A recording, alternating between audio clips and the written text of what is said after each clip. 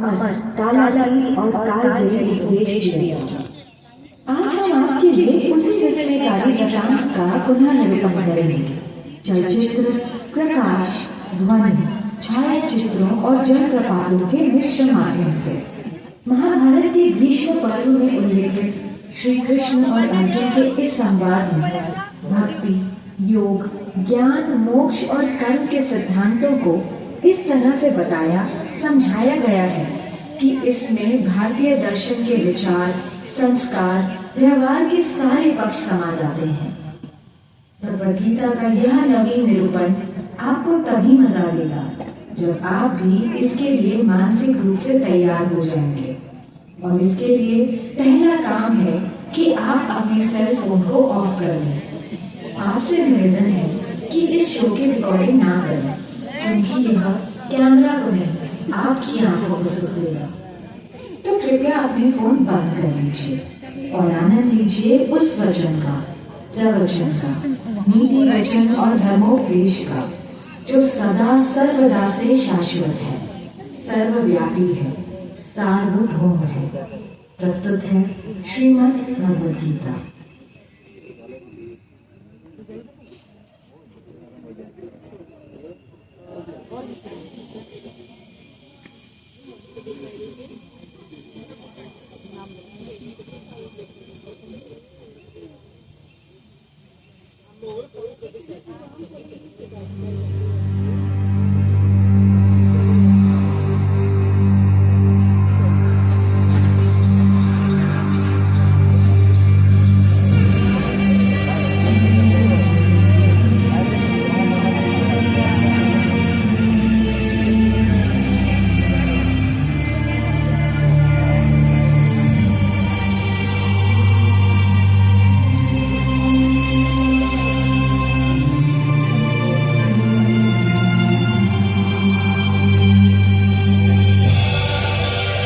समय सदा गतिमान रहा, बहता रहा, चलता रहा और मैं अचल अटल अडिग यही एक जगह गड़ा रहा, खड़ा रहा। पर फिर भी हम साथ थे, क्योंकि समय के अनादि अनंत अखंड अछेद अभेद अनवरत प्रवाह को मैंने अपने इसी स्थान से, थान से, ठौर से सतत सनातन निरंतर देखा है।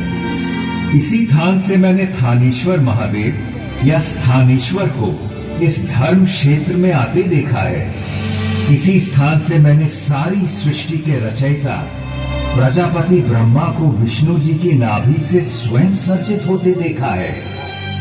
इस जगह से मैंने सरित सरस्वती की धर्म धारा को कलकल बहते निहारा है और इसी ठौर से मैंने त्रिशतवती नदी को प्रवाहित होते देखा है। यहीं गड़े खड़े मैं साक्षी रहा हूं ब्रह्मा जी के ब्रह्म सरोवर बनाने और उसमें नहाने का। यहीं से मैंने सन्निध सरोवर में 7 सरस्वतियों को समाहित होते अवलोकित किया है। और इस ज्योतिसर से तो मेरा जन्म का नाता है। इस सरोवर के किनारे जन्म लेकर, इसके जल से सिंचित होकर इसी स्थल पर इतिहास को बनते, बिगड़ते, बदलते देखा है। आपके सम्मुख विद्यमान इस वट वृक्ष ने, इस पुरातन पवित्र पावन ब्रह्मावर्त में मैंने वेदों को अवतरित होते और पुराणों को विरचित होते देखा है। फिर अष्टांग धर्म स्थापित करने वाले सत्यनिष्ठ, दानी, दयालु, प्रतापी राजा कुरु के समय मैंने इस क्षेत्र, इस धर्म क्षेत्र को कुरुक्षेत्र कहलाते भी देखा है। भरत कुल और कुरु वंश के वंशज राजा कुरु का समय ऋग्वेद का काल कहलाता था, जब आर्यों के इसी उत्तरवेदी ब्रह्मवेदी आर्याना में अपौरुषेय वेदों का अवतरण हुआ। इस पवित्र भूमि ब्रह्मावर्त में मैंने सहस्त्राधिक हवन कुंडों की यज्ञाग्नि में मंत्रोच्चार के साथ गोत्र की समिधा पढ़ते और पूरी धरती को सुगंधित धूम्र से सुवासित होते भी देखा है। फिर कुरुराज के प्रपौत्रों, कौरवों और पांडवों के समय मैंने इसी कुरुक्षेत्र को युद्ध क्षेत्र में बदलते देखा है। केवल 5 पद तो मांगे थे पांडु पुत्रों ने, पानीपत, सोनीपत, बागपत, तिलपत और इंद्रपत। पर जब 5 गांव देने से भी मना कर दिया धृतराष्ट्र के पुत्रों ने, तो युद्ध अवश्यम भावी हो गया था। एक ऐसा युद्ध जिसने एक वंश, एक नगर, एक राज्य, एक राजधानी, एक देश, एक संस्कृति, एक युग नहीं, पूरे भारतवर्ष को महाभारत नाम की रक्त रंजित मृत्यु और महानाश के मुख में धकेल दिया था।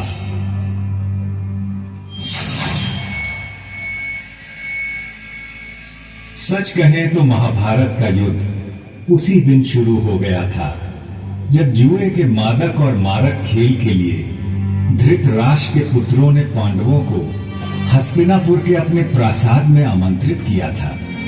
जिसे द्यूत का व्यसन हो, उसे जुए की चौपट से दूर रखना असंभव होता है। पांडवों की ओर से युधिष्ठिर पासे फेंक रहे थे और कौरवों की ओर से मामा शकुनी। एक एक कर सारे गांव गांव, धन धान्य और संपत्ति पांडव हारते चले गए। दूसरे भाइयों ने बड़े भाई को आगे खेलने से रोकने के अनेक यत्न किए, किंतु जैसे ही युधिष्ठिर मानने को होते, शकुनी उन्हें और उकसा देता। ऐसा कैसे हो सकता है कि पांडवों के बड़े राजकुमार के पास एक भी दांव लगाने के लिए कुछ भी न हो? और कुछ तो होगा, कोई रथ घोड़ा, दास दासी, चाकर भृत्य, स्त्री। हाँ, एक चीज है मेरे पास, मेरी पत्नी द्रौपदी, मैं उससे दांव पर लगाता हूँ। भैया, द्रौपदी कोई वस्तु नहीं, हम 5 की पत्नी है वो। फिर कैसे आप इसे? ठीक है अर्जुन, तुम उसे जीत कर लाए थे, किंतु द्रौपदी में युधिष्ठिर का भी तो हिस्सा है। अभी इसका 5वां भाग काट कर दांव पर तो नहीं लगा सकते ना। आप पासा फेंक के युधिष्ठिर, इस बार जीत निश्चित आपकी ही होगी।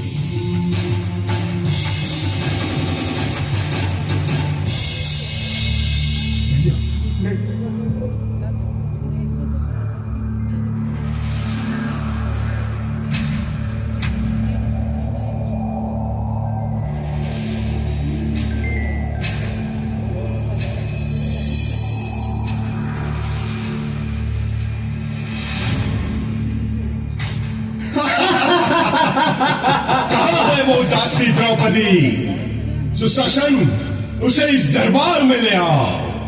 दुनिया तो देखे कि मैंने आज क्या जीता है।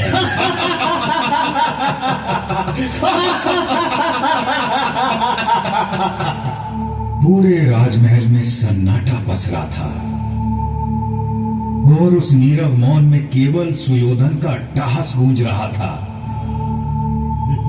इधर सुशासन द्रौपदी को उसके केशों से घसीटता हुआ दरबार के बीचों बीच ले आया था।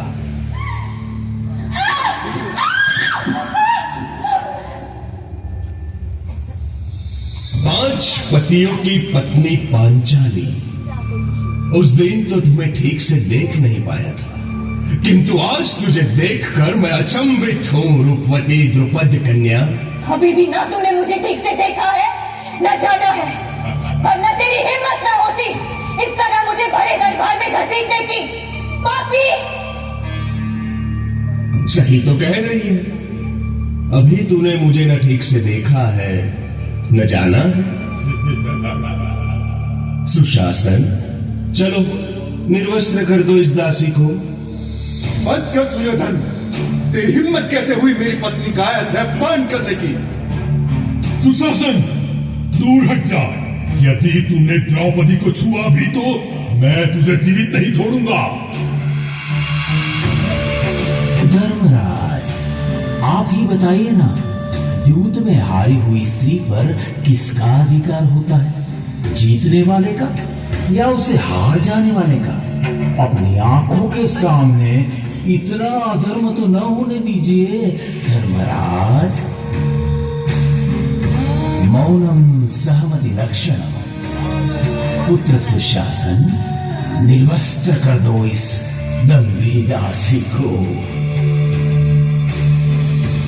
यह कैसा पाप किया है आपने धर्मराज? अपनी पत्नी को मनुष्य नहीं, एक सूक्ष्म संपत्ति समझकर दांव पर लगा दिया। रोको इन्हें अर्जुन। पितामह भीष्म, आप तो हमारे कुल के सबसे बड़े हैं, रोको ना ये पाप। गुरुवर्य द्रोण, क्या यही सिखाया है आपने आपके शिष्यों को कि इस सभा में एक भी वीर आज एक नारी के अपमान को रोकने के लिए आगे नहीं आ रहा? पिता धृतराष्ट्र, देखिए ये क्या हो रहा है आपके सामने। अंधे हैं, वो कैसे देखेंगे? पगले, देखेंगे तो हम आज तुझे। रोको इसे सुयोधन, वरना आज के बाद आने वाली पीढ़ियां तुझे सुयोधन नहीं, दुर्योधन के नाम से जानेगी।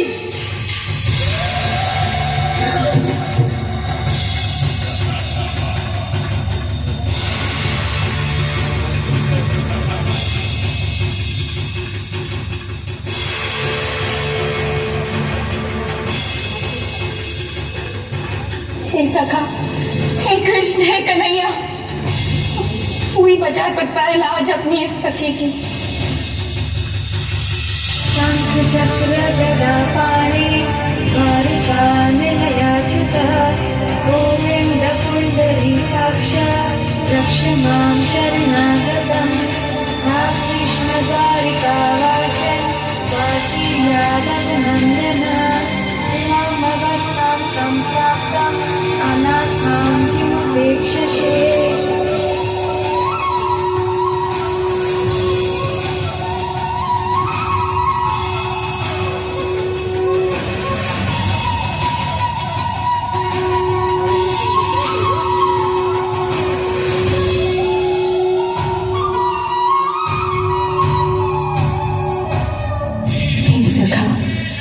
इतनी देर क्यों लगा दी? तूने ही तो गलती की मुझे दूर द्वारिका से बुलाने की। यदि तू कहती मेरे मन बसिया कृष्ण, तो मैं तो तेरे पास ही था, तेरे साथ ही था, तुझ में ही था सखी।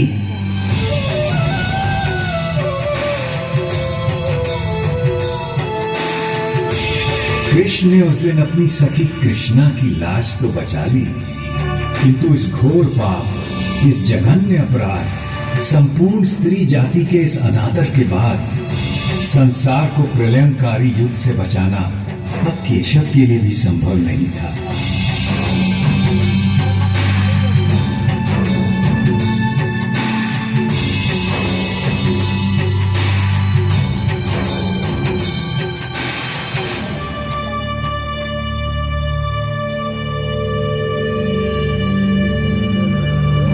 कुरुक्षेत्र को युद्ध क्षेत्र बनाने की तैयारी में तमाम जंगल जलाए जाने लगे, पेड़ काटे जाने लगे। सौभाग्य से पता नहीं कैसे मैं उस दिन बच गया, या दुर्भाग्य से, क्योंकि अगले 18 दिनों में जो नरसंहार, जो रक्तपात, जो छलबल, जो नृशंस हत्याएं, जो मूल्यों का हनन, जो मानवता का पशुवत चेहरा मैंने देखा, उससे अच्छा था कि मुझे भी काट डाला गया होता या जला दिया गया होता।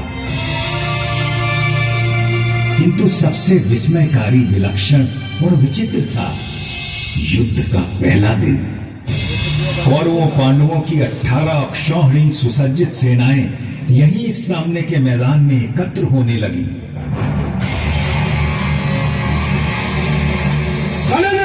खड़क खड़क बरछों की चमक चमक, बाणों की किरणों में हालों की दमक दमक दमक।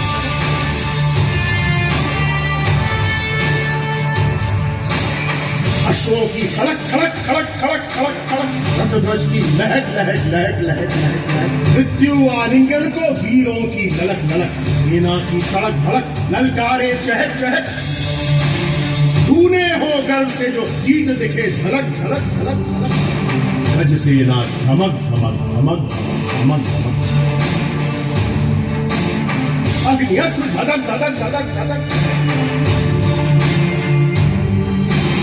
जय जय जय कौरव कहीं पांडव जय घोष धड़क। जय जय जय कौरव कहीं पांडव जय घोष धड़क। जय जय जय कौरव कहीं पांडव जय घोष धड़क।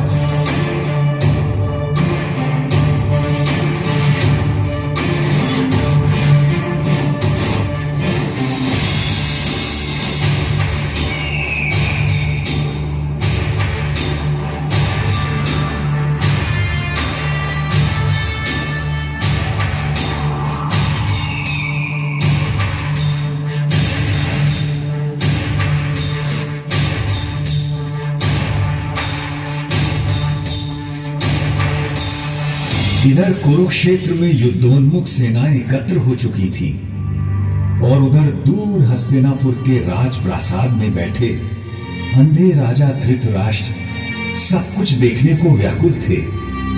देखना तो दुर्भाग्य से असंभव था जन्मांध राजा के लिए, किंतु कदाचित उनके अंधेपन की प्रतिपूर्ति के लिए ही उनके रथवाहक संजय को दिव्य दृष्टि का वरदान था, जिससे वो दूर की चीजों को देख सकते थे।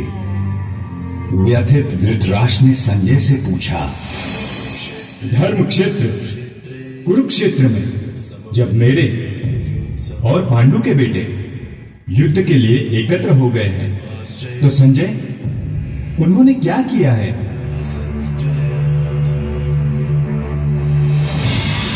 दुर्योधन को हर्षित करने के लिए कौरवों में वृद्ध महाप्रतापी पितामह भीष्म सिंह की तरह दहाड़ उठे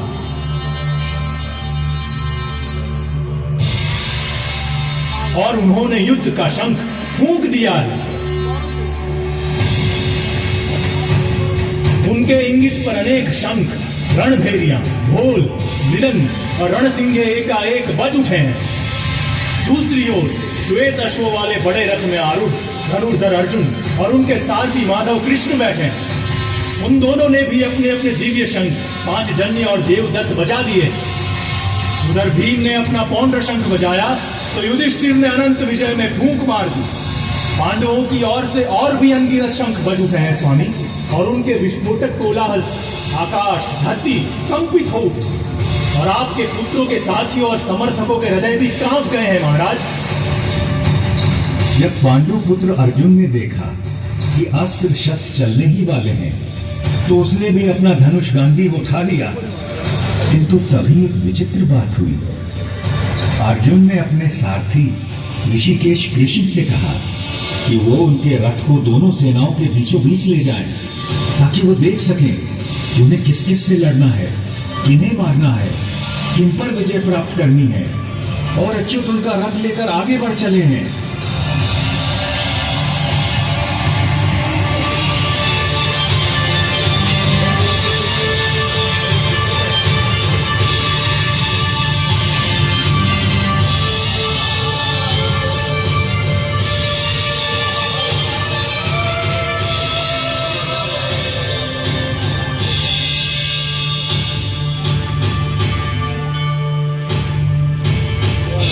अर्जुन ने देखा कि सामने भीष्म और द्रोण थे। उसने देखा कि सामने खड़े सभी शत्रु योद्धा उसके पुरखे और दादा हैं, उसके आचार्य और मामा हैं, भाई बेटे पोते और पूरे जीवन के संगी साथी हैं। उसने देख लिया कि सामने खड़े मरने मारने को आतुर लोग सब उसके अपने थे, और व्यथित होकर वो बोल उठा, कृष्ण, न मुझे विजय चाहिए, न राज्य, न सुख। हमें राज्य मिले भी तो क्या होगा? भोगों का हम क्या करेंगे? जीने में क्या रखा है? ये सब के सब मेरे आचार्य, मेरे गुरु, मेरे पिता, मेरे ताऊ चाचा, मेरे बेटे, मेरे बाबा दादा मामा पोते साले ससुर सगे संबंधी हैं। मैं इन्हें मरवाना या मारना नहीं चाहता केशव, चाहे मेरी जान भी क्यों ना चली जाए, भले ही 3 लोगों का राज्य मुझे मिल जाए, फिर तो थोड़ी सी भूमि की बात ही क्या है। माना यह आतताई है, किंतु वो है तो हमारे बंधु ही।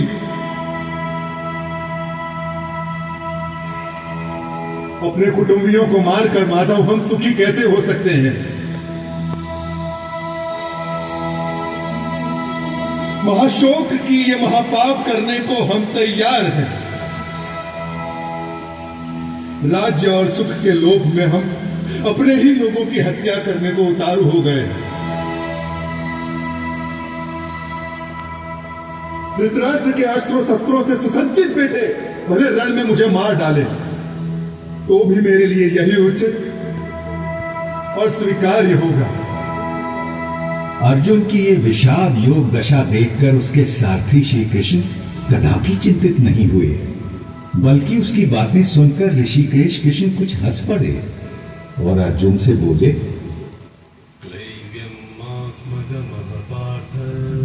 कायर मत बन पार्थ, यह तुझे शोभा नहीं देता। हृदय की शुद्ध दुर्बलता को त्याग दे और उठ खड़ा हो जा।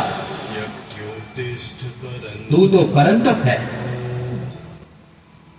तेरा काम है शत्रुओं को हराना, बैरियों को मारना। इस देह में आकर हमारी आत्मा बचपन, जवानी, बुढ़ापा इन सभी अवस्थाओं को प्राप्त करती है और फिर एक देह से निकलकर दूसरे देह में चली जाती है। इस देह परिवर्तन को देखकर कोई भी धीर बुद्धि व्यक्ति कभी भ्रमित नहीं होता है अर्जुन। जैसे पुराने कपड़ों को उतारकर मनुष्य नए कपड़े पहन लेता है, उसी प्रकार आत्मा भी पुराने शरीर को त्याग कर नया शरीर धारण करती है। इस आत्मा को ना तो शस्त्र काट सकता है और ना आग इसे जला सकती है, ना इसे पानी भिगा सकता है और ना ही हवा उसे सुखा सकती है। यूं सांख्य योग की बारीकियों को आगे समझाते हुए कृष्ण बोले, कुरुनंदन, इस योग में व्यवसायिक बुद्धि और कर्म निर्धारक बुद्धि दोनों एक ही है, लेकिन जो अव्यवसायी है, अकामी है, अकर्मण्य है, उसकी बुद्धि तो अनंत शाखाओं में बंटकर भटक जाती है अर्जुन। और फिर देवकी नंदन श्री कृष्ण ने वो शब्द कहे जो आज तक हर भारतीय के मन मस्तिष्क में गुंजायमान रहते हैं। तेरा अधिकार केवल कर्म पर है, फल पर कभी नहीं। तो कर्म करते समय फल की इच्छा कभी मत कर और कर्म से कभी मुंह भी मत मोड़। काश कि मनुष्य ये बात हम पेड़ों से समझ लेते, जो सारे संसार को, मनुष्यों, पशु पक्षियों को निरंतर फल देते हैं, किंतु स्वयं उस फल के भोग के बारे में कभी नहीं सोचते। वरना तो सारे जंगल, सारे पेड़ पौधे, सारी वनस्पति कब की नष्ट हो जाती और उसके साथ संसार में संपूर्ण जीवन भी।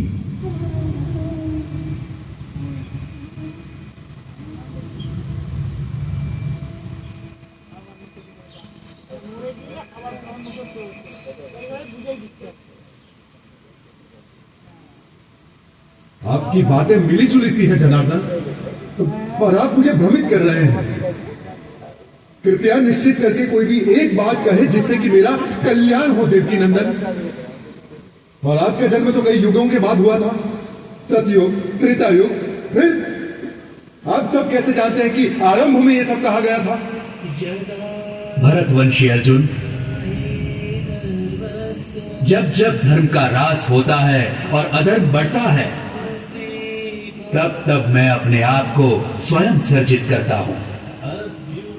भले लोगों की रक्षा के लिए, बुरों के नाश के लिए और धर्म की स्थापना के लिए मैं बार बार अवतार लेता हूं, हर कल्प में होता हूं। मत्स्यः कूर्मो वराहश्च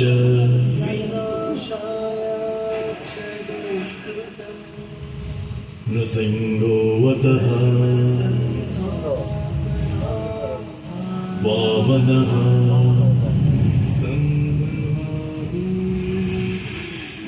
नमो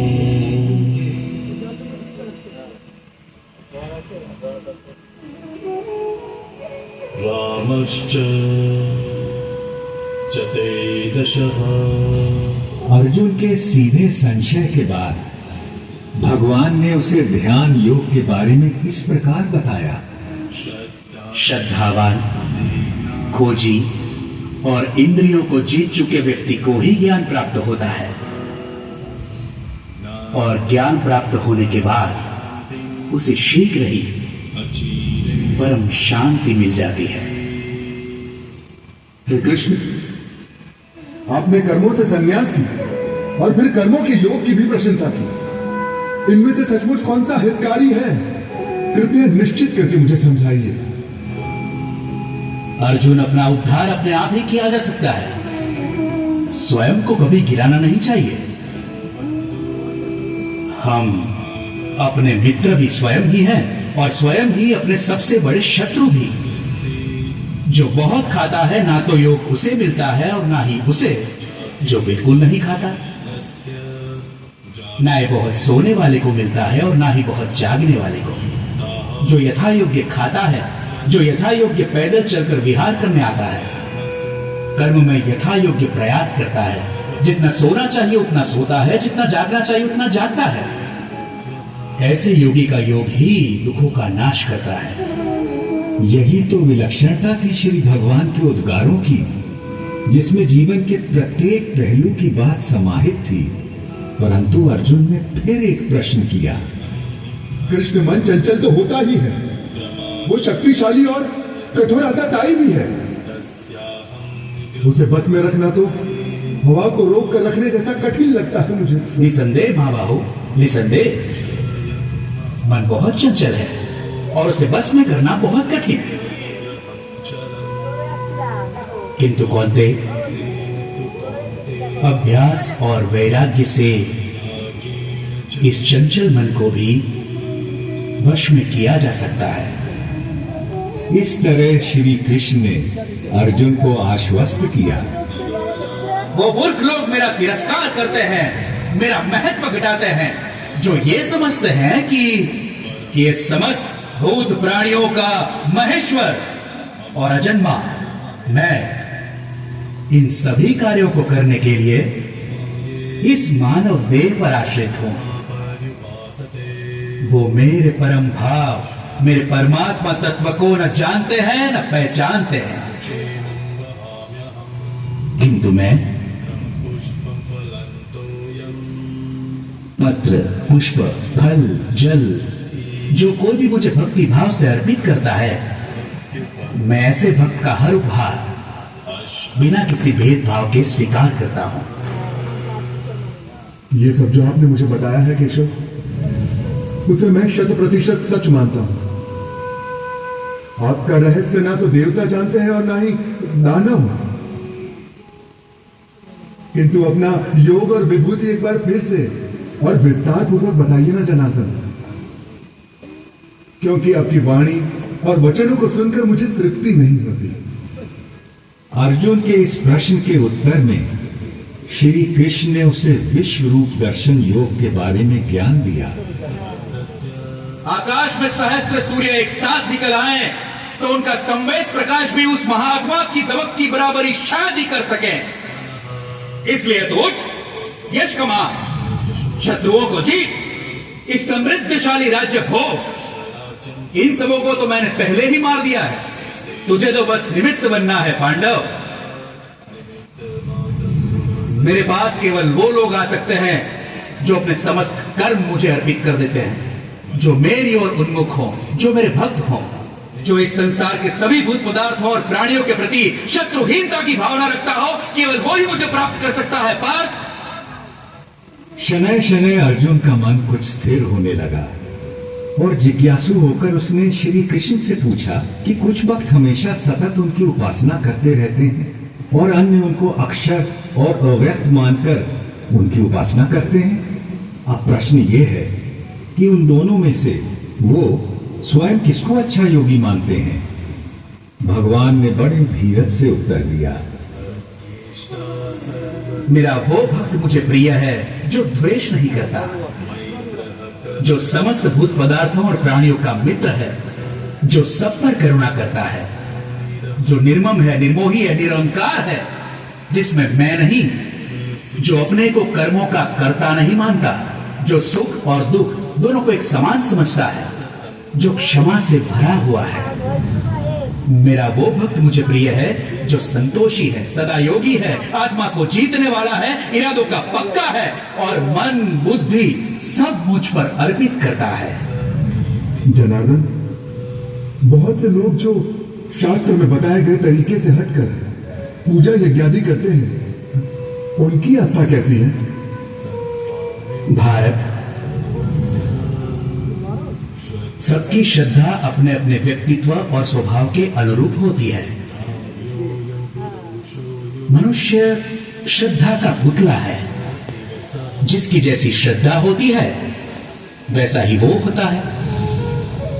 अब अर्जुन ने एक अंतिम प्रश्न किया। महाबाहु, ऋषिकेश, केशिनी शूदन, मैं संन्यास का और त्याग का तत्व भी जानना चाहता हूं। इनमें से सचमुच कौन सा हितकारी है, यह भी समझना है मुझे। कवि, मेधावी और विद्वान एक बात अच्छी तरह से जानते हैं कि संन्यास उन कर्मों का परित्याग है जो फल की कामना से किए जाते हैं, और दूसरे विवेचक सभी कर्मों के फल के त्याग को ही त्याग मानते हैं। सात्विक कर्ता वो है जिसमें आसक्ति नहीं होती, जो अहमवादी नहीं होता, जो धैर्य और उत्साह से भरा होता है, जो काम के पूरा होने ना होने में सिद्धि असिद्धि में भी निर्विकार रहता है। इसलिए हे पार्थ, तू सभी धर्मों का त्याग करके मेरी शरण में आ, मैं तुझे सब पापों से मुक्त कर दूंगा। तू शोक मत कर। पांडव श्रेष्ठ महाबाहु अर्जुन। अच्युत, आपकी कृपा से मेरा भ्रम नष्ट हो गया है, स्मृति वापस लौट आई है, संदेह दूर हो गए हैं, और अब मैं दृढ़ हूं कि अब से आपका कहा करूंगा। अर्जुन के मन से विषाद, करुणा, ग्लानि, शंका और निराशा छूमंतर हो गए, और अर्जुन ने अपना गांडीव उठा लिया और प्रत्यंचा तान दी। अब महाभारत होने को कोई नहीं रोक सकता था।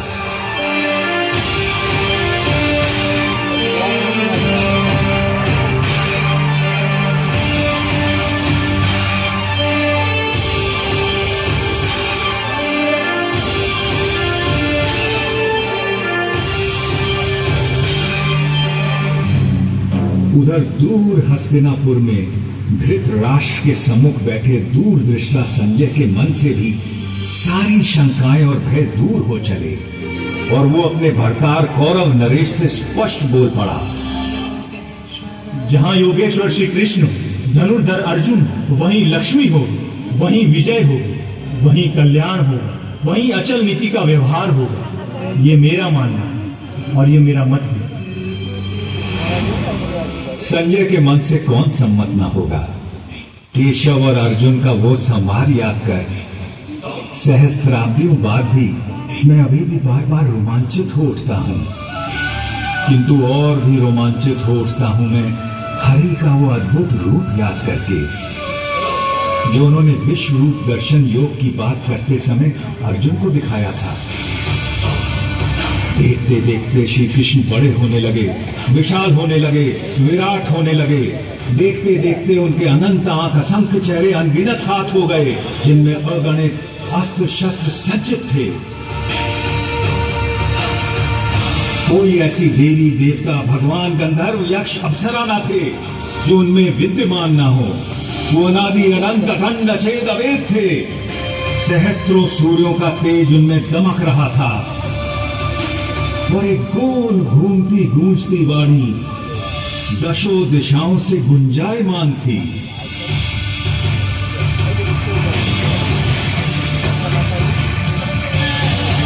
मैं अक्षर हूँ, अनिर्देश्य हूँ, अव्यक्त हूँ, सर्वत्रज्ञ हूँ, चिंतन से परे कूटस्थ हूँ, अचल हूँ, ध्रुव हूँ।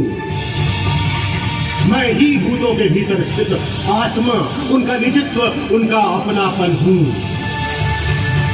आदित्यों में मैं विष्णु, प्रकाश पुंजों में सूर्य, मारुतों में मारीची, नक्षत्रों में चंद्र, वेदों में सामवेद, देवताओं में इंद्र, इंद्रियों में मन, प्राणियों में चेतना, रुद्रों में शंकर, यक्षों में कुबेर, वसुओं में अग्नि, पर्वतों में मेरु, पुरोहितों में बृहस्पति, सेनापतियों में स्कंद, जलाशयों में समुद्र, महर्षियों में भृगु, वाणी में ओम, यज्ञों में जप, अचल पदार्थों में हिमालय, पेड़ों में अश्वत्थ, देवर्षियों में नारद, गंधर्वों में चित्ररथ, मुनियों में कपिल, अश्वों में उच्चैःसवा, गजों में ऐरावत, मनुष्यों में राजा, हथियारों में वज्र, गौओं में कामधेनु, जन्मदाताओं में कामदेव, नागों में वासुकी, पशुओं में सिंह, पक्षियों में गरुड़, मछलियों में मगरमच्छ, पवित्रकर्ताओं में पवन, ऋचाओं में बृहत्साम, छंदों में गायत्री, ऋतुओं में वसंत, नदियों में गंगा, शस्त्रज्ञों में राम, विद्याओं में आध्यात्म, सृष्टियों का आरंभ अंत मध्य मैं ही हूँ। कभी समाप्त होने वाला काल भी मैं हूँ पार्थ, सबका हरण करने वाली मृत्यु मैं हूँ, तो भविष्य में होने वाले जन्मों का कारण भी मैं ही हूँ। मैं विश्व तो मुख हूँ, ये पूरा विश्व मेरा मुख है।